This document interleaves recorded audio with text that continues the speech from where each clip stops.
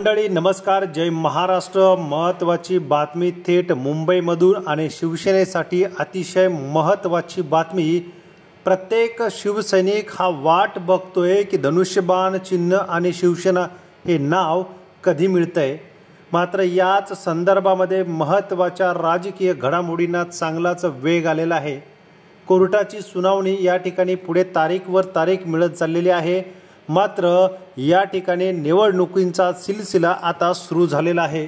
यापूर्वीच उद्धव ठाकरेंचा महत्त्वाचा निर्णय झालाय, ज्यामुळे आता शिंदे गटाची चांगलीच डोकेदुखी वाढलेली आहे। मंडळी, महाराष्ट्राच्या राजकारणात जे फोडाफोडीचं राजकारण सुरू झालेलं आहे, त्या राजकारणाला आता जनताही कंटाळलेली आहे।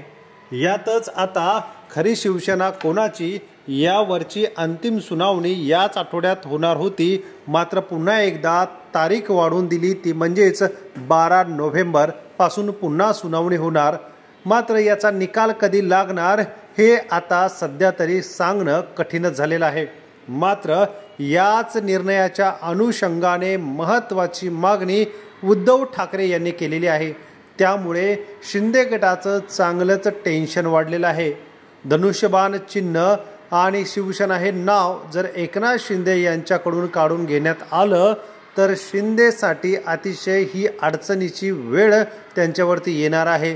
जे पेरलं ते उगवलं असं या ठिकाणी म्हणावं लागेल। एकनाथ शिंदे यांनी आमदार, खासदार, पदाधिकारी फोडले आणि यांच्या जोरावरती खरी शिवसेना आमची कशी हे दाखवण्याचा वारंवार प्रयत्न केला। मात्र सामान्य शिवसेना आणि सामान्य शिवसैनिक या ठिकाणी ठाकरेंच्या बाजूने भक्कमपणे या ठिकाणी दसरा मेळाव्याच्या निमित्ताने पुन्हा एकदा आपल्याला चिखलात तुडवत या ठिकाणी आणि डोक्यावरती पावसाचं संरक्षण होण्यासाठी खुर्च्या डोक्यावरती घेऊन शिवसैनिक ज्या आरती मातोश्रीच्या या भाषणाला आणि उद्धव ठाकरे यांच्या एकनिष्ठतेला दाखवण्याचा जो प्रयत्न केला, त्याचमुळे खरी शिवसेनेच्या मागे अजूनही कट्टर शिवसैनिक आहेत। आणि याचमुळे या धनुष्यबाण आणि शिवसेने नावामुळे एकनाथ शिंदेंना या ठिकाणी राजकीय महत्त्व जे भाजपमुळे प्राप्त झाले, त्याच अनुषंगाने यापूर्वीचा दाखला देत आणि महत्त्वाची मागणी हीच की यापुढे धनुष्यबाण चिन्ह आणि शिवसेना हे नाव एकनाथ शिंदे असतील किंवा मी असेल, या दोघांनाही वापरण्याची या ठिकाणी परवानगी देऊ नये। सुप्रीम कोर्ट जोपर्यंत अंतिम निकाल देत नाही तोपर्यंत धनुष्यबाण चिन्ह आणि शिवसेना हे नाव एकनाथ शिंदे यांना वापरता येऊ नये, हीच महत्त्वाची मागणी आता कपिल सिब्बल, असीम सरोदे या ठिकाणी संपूर्ण वकिलाची जी टीम आहे उद्धव ठाकरे यांची, यांनी पुन्हा एकदा ती मागणी जोर लावून धरलेली आहे।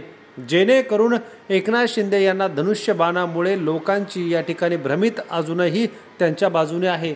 एकनाथ शिंदे आणि उद्धव ठाकरे यांच्यातला धनुष्यबाण आणि शिवसेना चिन्हाचा जो वाद सुरू आहे, याच्या संदर्भामध्ये महत्त्वाचा हा एक निर्देश ठाकरेंना प्राप्त होणार की काय हे वाटू लागलेलं आहे। जर चिन्ह गोठवण्यात आलं तर एकनाथ शिंदेंना पुन्हा शून्यापासून सुरुवात करावी लागेल। यापूर्वीही महाराष्ट्रातील आणि देशातील राजकारणाच्या ज्या राजकीय फोडाफोडी आणि पक्षांतर बंदी झालेल्या आहेत, त्या अनुषंगाने यापूर्वीही काँग्रेससारख्या मोठ्या पक्षाचं चिन्ह देखील वारंवार बदलण्यात आलेलं आहे। त्यामुळे एकनाथ शिंदे यांच्यासाठी हा निर्णय जर धक्कादायक असणारच आहे, मात्र ठाकरेंसाठी हा निर्णय अतिशय चांगला असणार आहे। ठाकरेंनी आपली सुरुवात मशाल घेऊन चांगली केलेली आहे, मात्र एकनाथ शिंदे यांच्यासाठी ही धक्कादायक बातमी समोर येऊ लागलेली आहे।